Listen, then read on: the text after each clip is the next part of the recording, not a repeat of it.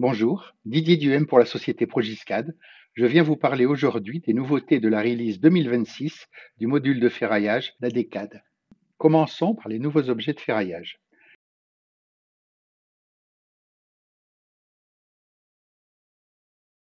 Une nouvelle option sur les épingles permet de placer une épingle semi-ouverte avec l'extrémité ouverte à 90 degrés.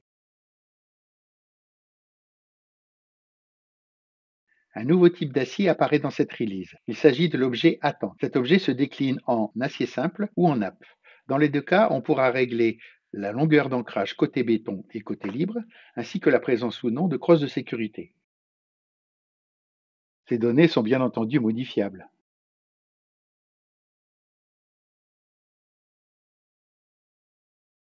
Dans le cas d'une attente simple centrée, l'option Suraxe permet un positionnement précis.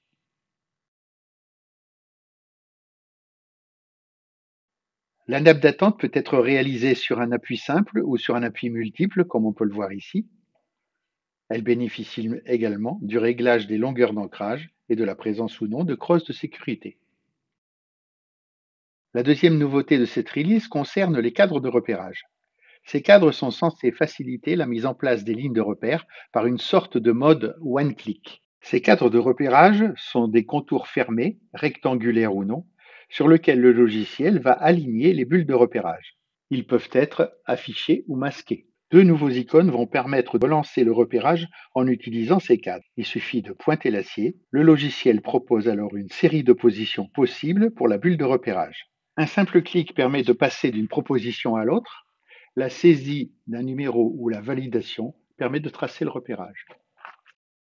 Comme on peut le voir, le repérage de ces nappes est de ce fait beaucoup plus rapide.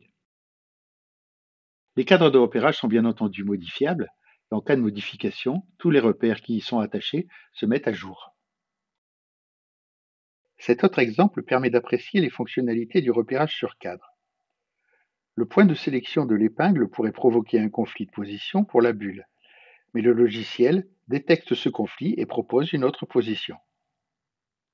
De même, pour ces repérages en peg, la position de la bulle la plus proche est prise en compte.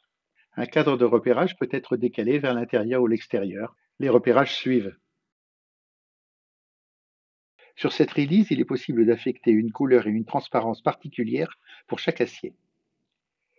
Les aciers de ce mur de refend, par exemple, on les suppose définis à un autre endroit.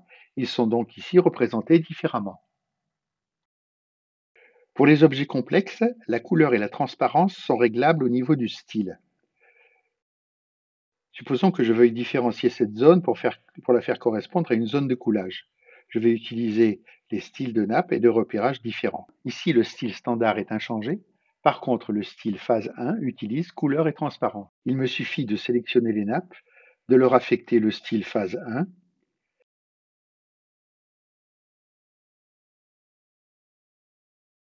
Je ferai exactement la même chose avec les repérages pour obtenir le résultat voulu.